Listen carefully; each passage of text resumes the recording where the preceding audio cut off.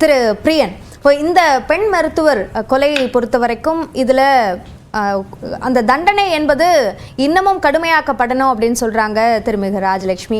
இன்னும் நிறைய விஷயங்களில் இது ஒரு ப்ராசஸ் ஆஃப் லா அப்படின்ற ஒரு விஷயத்த வந்து இன்னும் கடுமையாக பின்பற்றணும் அப்படின்னு சொல்கிறாரு திரு பாலகிருஷ்ணன். இந்த விஷயங்கள் எல்லாம் உறுதிப்படுத்த வேண்டியது யாரோட பொறுப்பு? அதே மாதிரி இதில் உறுதிப்படுத்துறதுல என்ன சிக்கல் இருக்குது? ஏன் இது நடக்காமலே இருக்குது? பேசிக்கிட்டே இருக்கோம் ஒவ்வொரு சம்பவம் நடக்கும் போதும், ஆனால் இது நடக்காமலே தொடர்றதுக்கு என்ன காரணம்னு நினைக்கிறீங்க? இல்லை, அதாவது ஒருத்தருக்கு பனிஷ்மெண்ட்றது வந்து திருந்தி வாழறதுக்கான ஒரு விஷயம் தான் பனிஷ்மெண்ட். ஆக்சுவலாக அது தண்டனை கொடுக்கறது வந்து அவன் தண்டனைக்கு அப்புறம் திருந்தி வாழணும் ஆக்சுவலாக. ஆனால் தண்டனை கொடுக்குற ப்ராசஸே லேட்டாக போயின்னு இருக்குன்னு தான் ஒரு முக்கியமான விஷயம். அதுலேயே பல திருத்தங்கள்லாம் தேவைப்படுது. இப்போ பார்த்தீங்கன்னா உங்களுக்கு வந்து பெண்களுக்கு பாதுகாப்புன்றது வந்து வெறும் பணியிடத்தில் மட்டும் இல்லையா, இல்லை பொது இடங்களில் இல்லையா, இல்லை பல இடங்களில் வெவ்வேறு இடங்களில் பெண்களுக்கு பாதுகாப்பு இருக்கா? ஏன் அவங்க இருக்கிற வீட்லேயே அவங்களுக்கு பாதுகாப்பு இருக்கா? பல விஷயங்கள் வீட்டுக்குள்ளேயே பெண்கள் வந்து அப்யூஸ் பண்ணுற விஷயங்கள்லாம் நிறைய இருக்குது. டொமஸ்டிக் வயலன்ஸ் ரொம்ப அதிகமாக இருக்குது. அது அவங்களுக்கு தெரிஞ்சவங்க சொந்தக்காரங்களே அதை பண்ணுறவங்களாம் நிறைய பேர் இருக்காங்க. அப்போ அவங்களுக்கெல்லாம் யார் பாதுகாப்பு கொடுக்குறது? ஸோ இதில் மேல் சியோவனிசம் இருக்குது. ஆண்கள் வந்து தாங்கள் தான் வந்து கொஞ்சம் வலிமையானவர்கள், பெண்கள் வந்து ஒரு வீக்கர் செக்ஸு, ஸோ அவங்களுடைய தேவைக்கு வந்து அவங்க பயன்படுத்துகிறாங்க அப்படின்ற விஷயங்கள்லாம் இருக்குல்ல. இதெல்லாம் வந்து நம்ம சொல்லலாமே தவிர, ஒரு மனிதனுக்கு வந்து அது ஒரு பெண்ணை வந்து ஒரு சக மனுஷியாக வந்து ட்ரீட் பண்ணுற அந்த மென்டாலிட்டியை வந்து முதல்ல கொடுக்கணும். ஒரு பெண்ணோட சம்மதம் இல்லாமல் ஒரு ஆண் வந்து அந்த பெண்ணை வந்து கெட்ட எண்ணத்தோடு தொடர விஷயம் இருக்குல்ல, அதை வந்து அவன் வந்து யோசிக்கணும். அது வந்து அது மாதிரி பண்ணக்கூடாதுன்ற ஒரு விஷயத்தை அவன் மனசில் பதிய வைக்கணும். ஆக்சுவலாக வந்து அந்த மாதிரி விஷயங்கள்லாம் சமூகம் சம்மந்தப்பட்ட ஒரு விஷயங்கள்லாம் நான் பார்க்குறேன். இல்லை சட்ட சம்பந்தப்பட்ட விஷயங்கள்லாம் வந்து ஒரு விஷயம் நடந்த பிறகு சமூக சிக்கல் தான் சட்ட சிக்கலுக்கு காரணமாக அமையிறதை நம்ம பார்க்குறோம். ஸோ அப்படி இருக்கும்போது பார்த்திங்கன்னா படித்தவன் படிக்காதவன் எல்லாம் ஒரே மாதிரி தான் இருக்கான் அந்த விஷயத்தில். தமிழ்நாட்டில் டிஜிபி லெவலில் 2 ஐபிஎஸ் ஆஃபீஸர் பாலியல் குற்றச்சாட்டில் மாட்டிட்டு கோர்ட்டில் கேஸை சந்திச்சிட்ருக்காங்க. அதில் ஒரு ஐபிஎஸ் ஆஃபீஸருக்கு தண்டனையே கொடுத்துட்டாங்க கீழ்கோர்ட்டில். அவர் மேலே சுப்ரீம் கோர்ட் வரையும் போயிட்டு தண்டனையை வந்து தள்ளி போட்டுகிட்டே இருக்கார். அப்போ இங்கே நம்ம யாரை குறை சொல்லுவோம் நம்ம? ஸோ இன்னொரு ஐபிஎஸ் ஆஃபீஸர் கேஸை வந்து ஃபைட் பண்ணிகிட்டே இருக்கார். அது வந்து போயிட்டுருக்கு. இந்த மாதிரி நான் இப்போ எப்படி ஒரு பாலிட்டிஷியன் சொன்னாரோ, கர்நாடகா பாலிட்டிஷியன், அந்த மாதிரி வந்து இந்த மாதிரி ஒரு உயர்ந்த பதவியில் இருக்கிறவங்களே அந்த மாதிரி இருக்கும்பொழுது, அப்போது சட்டத்தை அமுல்படுத்த வேண்டிய ஒரு பொறுப்பில் இருக்கிற போலீஸ் ஆஃபீஸரே வந்து பாலியல் ரீதியான வன்முறைகளை சிக்கியிருக்கார். கல்கத்தா வந்து supposed to be a safe place for விமன்னு லாஸ்ட் இயர் தான் NCRBRKல சொன்னாங்க. போன வருஷம் தான் சொல்லியிருக்காங்க, 22ல் சொல்லியிருக்காங்க கொல்கத்தா வந்து சேஃபஸ்ட் பிளேஸ் ஃபார் விமன் அப்படின்னு சொல்லிட்டு.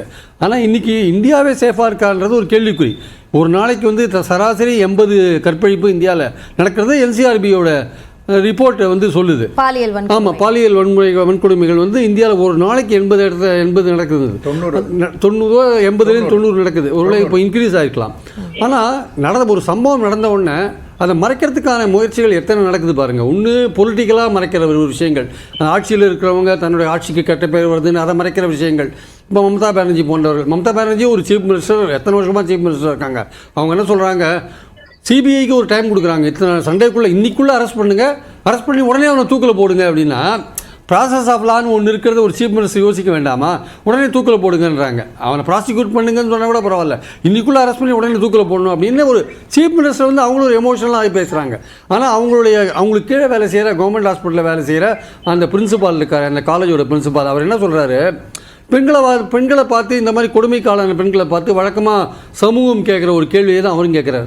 இந்த பெண் ஏன் அந்த இரவில் அந்த செமினார் ரூமுக்கு போனாங்க அப்படின்னு ஒரு it is irresponsible for her to go to the seminar hall at that odd hoursனா ஏன் போகக்கூடாது? ஏன் உங்கள் ஆஸ்பத்திரியில் பாதுகாப்பு இல்லை, அவங்கள பார்த்து ஏன் போனீங்க? இந்த மாதிரி பாலியல் வன்கொடுமைக்கு ஆளான பல பெண்களை பற்றி நிர்பயா விஷயத்தில் என்ன தெரியுமா கேட்டாங்க, இவங்க ஏன் போனாங்க, அப்போது இவங்க ஏன் அவங்க பாய் ஃப்ரெண்டோட அங்கே போனாங்க, இவங்க ஏன் இங்கே போனாங்க, அங்கே இந்த மாதிரி கேட்குற சமூகம் அவங்களுக்கு ஏன் பாதுகாப்பு கொடுக்க முடியல? அவங்களையே நீங்கள் ஒரு மனுஷியாக ட்ரீட் பண்ண முடியல? அந்த இடத்துல யாரும் பார்க்கல. நீங்க எங்க போனீங்க? அந்த இடத்துக்கு அந்த நேரத்துல போகலாம், ஆனா ஒரு பெண் போக கூடாதுன்னு அந்த கண்டிஷன் எதுக்கு போனாங்களா, தூக்கிட்டு போனாங்களான்னு எப்படி இல்ல, அது வேற இல்ல. எதுவா இருந்தாலும் அவங்க போனாங்க. அவங்க ஏன் 12 மணிக்கு ராத்திரி ரோட்ல போனாங்க, இவங்க ஏன் காத்தால 7 மணிக்கு போனாங்கன்னா அதெல்லாம் கேள்விலாம் கேட்கறதுக்கு சமூகம் ரெடியா இருக்கே தவிர, அப்படி போறவங்களுக்கு வந்து ஒரு பாதுகாப்போட போகணும் அப்படின்றது அரசாங்கத்தோட ஒரு கடமையா இருக்கலாம், பாதுகாப்பு கொடுக்கறது. ஆனால் அரசாங்கத்தையும் மீறி பல விஷயங்கள் நடக்கிறத நம்ம பார்க்குறோம். அப்போ நமக்கு இருக்கிற ஒரே வழின்னா சட்டத்தின் மூலமாக இந்த மாதிரி கொடுமைகளை செய்பவர்களை நம்ம தண்டிக்க வேண்டி அந்த ப்ராசஸை வந்து குயிக்கன் பண்ணணும். இப்போ இந்த மாதிரி ஐபிஎஸ் ஆஃபீஸர்ஸ் மாதிரி இருக்கிற அவங்க கேஸை சந்திக்கிறது எவ்வளோ டிலே ஆகிட்டு போயிட்டு இருக்கிறத நம்ம பார்க்குறோம் நம்ம. ஸோ இந்த மாதிரி விஷயங்கள்லாம் போய் சட்டத்தில் எவ்வளோ குயிக்காக ஃபாஸ்ட் ட்ராக் கோர்ட்டில் இந்த மாதிரி விஷயங்களுக்கு எவ்வளோ சீக்கிரம் தண்டனை கொடுக்க முடியுமோ அந்த தண்டனையை வாங்கி கொடுத்து, ஆனால் அதே சமயம் வந்து குற்றஞ்சாட்டப்பட்டவர்கள் வந்து அவங்களுக்கு இருக்கிற எல்லா விதமான வாய்ப்புகளையும் பயன்படுத்துகிறாங்க சுப்ரீம் கோர்ட் வரையும் போயிட்டு. ஸோ சில இடங்களில் வந்து சட்டத்திலேயே லூப் ஹோல்ஸை பார்த்து விடுதலையும் ஆகிடுறத நம்ம பார்க்குறோம். ஸோ இதெல்லாம் வந்து என்ன ஆகுதுன்னா, இந்த குற்றம் செய்பவர்களுக்கு வந்து ஒரு எப்படியானாலும் தப்பிச்சுக்கலாம். நம்ம இப்போ ஆம்ஸ்ட்ராங்கை கொலை பண்ணுறாங்க, எத்தனை பேர் 21 பேர் அரெஸ்ட் பண்ணிருக்காங்க, ஒரு கும்பலே கொலை பண்ணியிருக்கு. எதாக இருந்தாலும் பரவாயில்ல, எந்த தப்பு பண்ணாலும் தப்பிச்சுக்கலான்ற ஒரு மனோபாவம் இங்கே நம்ம நாட்டில் இருந்ததுன்னா இந்த மாதிரியான குற்றங்கள் வந்து தடுக்கிறதுக்கான வாய்ப்பே இல்லை. ஒன்று சமூகத்தில் வந்து மனிதர்கள் திருந்தணும், அவங்க வந்து எப்படி சக மனுஷர்களை பார்க்கணுன்ற அந்த ஒரு டீசெண்டான கண்ணியமான ஒரு பார்வை அவங்கக்கிட்ட இருக்கணும். அதை நம்ம வரவேற்கிறதுக்கான விஷயங்களை நம்ம நடைமுறைப்படுத்தணும். இன்னொரு விஷயம் வந்து சட்ட ரீதியாக அப்படி குற்றம் செய்தவர்களை தண்டிக்கிறதுக்கு விரைவான ஒரு நீதிமன்ற அந்த ப்ராசஸை வந்து விரைவுபடுத்தணும். இதெல்லாம் நம்ம பண்ணினால் ஃபாஸ்ட் ட்ராக்கில் பண்ணினால், ஃபாஸ்ட் ட்ராக்னு வச்சுட்டு அது ஸ்லோ ட்ராக்காக தான் போயிட்டுருக்கு. ஸோ அந்த ஃபாஸ்ட் ட்ராக்கில் போகணும். ஆக்சுவலாகவே ஃபாஸ்ட் ட்ராக்கில் போனால் அது வந்து ஒரு அது வந்து it will see the light of the at the end of the tunnelனு ஒன்று சொல்லுவாங்க.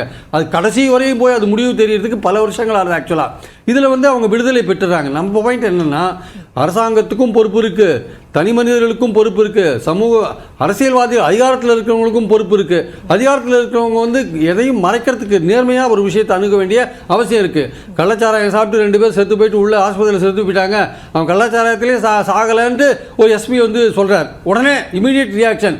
அவர் சொல்ல வேண்டிய அவசியமே இல்லை. அவர் எதுக்கு அப்படி சொல்கிறாரு தெரியாது. அடுத்து அப்போ பார்த்தா 60-70 பேர் 80 பேர் 70 பேர் வரையும் செத்து போயிருக்காங்க. ஸோ அந்த மாதிரி இந்த கேஸ்லையும் பார்த்தீங்கன்னா நிறைய குளறுபடிகள் மறைக்கிறதுக்கான முயற்சிகள் நிறைய நடந்திருக்கு. யார் அந்த அந்த ஆஸ்பத்திரியோட பிரின்சிபாலோ அவர் ரிசைன் பண்ணுறவர் அப்படியே வீட்டுக்கு போக வேண்டியது தானே. அவர் உடனே இன்னொரு ஹாஸ்பிட்டலில் அவரை போடுறாங்க, அவரை ட்ரான்ஸ்ஃபர் பண்ணி அவருக்கு ஒரு பதவி கொடுக்குறாங்க. என்ன அவசரம் இருக்குது? கோர்ட் இன்றைக்கி என்ன பண்ணுறாங்க, அவரை உடனே லீவில் போக சொல்லுங்கள் அப்படின்றாங்க. அப்போ ஏன் அவரை பாதுகாக்கிறீங்க? அரசாங்கம் அவரெல்லாம் என்கொயரியை ஃபேஸ் பண்ண வேண்டிய ஆள். அந்த ஆஸ்பத்திரியில் என்ன பாதுகாப்பு இருந்தது, ஏது பாதுகாப்பு இருந்தது, ஏன் இந்த சம்பவம் நடந்தது, அந்த சமயத்தில் யார் யார் டாக்டர்ஸ் டியூட்டியில் இருந்தாங்க. இன்றைக்கி சிபிஐ பாருங்கள், நிறைய டாக்டர்ஸையே கூப்பிட்ருக்காங்க, சம்மன் பண்ணியிருக்காங்க விசாரிக்கிறதுக்காக. இதெல்லாம் நடக்குது. இப்போது இந்த சிபிஐ விசாரணை என்பது விரைவாக நடந்து விரைவாக சட்டத்தின் முன்னாடி எல்லாரும் நிற்க வச்சு தண்டனை வாங்கி கொடுக்குற ஒரு விஷயம் நடந்தால் ஓரளவுக்கு இந்த சமூகத்தில் பயம் இருக்கும். அதே சமயம் அது மட்டுமே போராது, சொசைட்டியில் இருக்க மனுஷங்களும் திருந்துற மாதிரியான விஷயங்கள், ஒரு சமநிலை இருக்குல்ல, ஆண் பெண் சமநிலை, அந்த ஜெண்டர் ஈக்குவேஷன் இருக்குல்ல, அதெல்லாம் வந்து சரியாக வந்து கடைபிடிக்க வேண்டிய அவசியம். அதை வந்து மக்கள்கிட்ட வந்து இன்னும் சரியாக வந்து அவங்கக்கிட்ட கொண்டு போகிற விஷயங்கள்லாம் நிறையா பண்ண வேண்டிய அவசியம் இங்கே இருக்கு. சரி சரி, திருமிகு சாந்தி, நீங்க ஏற்கனவே குறுக்கிட விரும்புறீங்க. இப்போ என்னோட கேள்வியாக நான் முன்வைக்க விரும்புறது, இப்போ மம்தா பானர்ஜி, அந்த மாநிலத்தோட முதலமைச்சர் மம்தா பானர்ஜி உள்ளிட்டவர்கள் எமோஷனல் அப்ரோச் அப்படின்ற ஒரு விஷயத்தோட சேர்ந்து அவர்கள் காரணம், அந்த மருத்துவமனை சூறையாடப்பட்டது ஏன் என்பதற்கு இந்தந்த கட்சிகள் காரணம் என்ற அந்த பிளேம் கேம் அப்படின்ற ஒரு விஷயமும் இதுல உள்ள வருதா அப்படின்ற கேள்வியும் எழுது. ஸோ இதை தாண்டி ஒரு பெண்ணுக்கான கொடுமை அப்படின்ற ஒரு விஷயத்தை கேள்வி கேட்கிற இடத்துல எல்லாரும் ஒன்னா நிக்கணும் அப்படின்ற அந்த எண்ணமும் இதுல தவறுது அப்படின்னு பார்க்கணுமா? இல்ல பெண்ணுக்கு அந்த அளவுக்குலாம் சமூகம் முன்னேறல. பெண்ணுக்கான கொடுமையெல்லாம் அந்த மாதிரிலாம் பார்க்க முடியாது. இன்னொரு விஷயம், எல்லாரும் சொன்ன மாதிரி இந்த கேஸ்ல இந்த பாலியல் வன்கொடுமை அந்த பொண்ணுக்கு பண்ணணும். ஒருத்தர் வந்தாரு, அந்த ஒரு பொண்ணு படுத்துட்டு இருக்காங்க, தூங்கிட்டு இருக்காங்க, அவர் அண்டர் இன்ஃப்ளூயன்ஸ் ஆஃப் ஆல்கஹால் இருந்தாரு, பாலியல் வன்கொடுமை நடந்தது, அந்த மாதிரி நடந்ததே கிடையாது. இதை பார்த்தாலே வந்து ஒரு ப்ரூட்டல் மர்டர் நடந்திருக்கு, ஒரு திட்டமிட்டதா நடந்திருப்பதற்கான வாய்ப்பு இருக்கு. இதுக்கு முக்கியமான காரணம், ஏன் அது திட்டமிட்டு நடந்திருக்கிற வாய்ப்பு இருக்குங்கிறதுக்கு பல்வேறு எவிடன்சஸ் இருக்கு. எனக்கு முன்னாடி பேசுற மாதிரி செகண்டரி பாயிண்ட்ஸ் எல்லாம் எடுத்துக்க வேண்டியதா இருக்கு.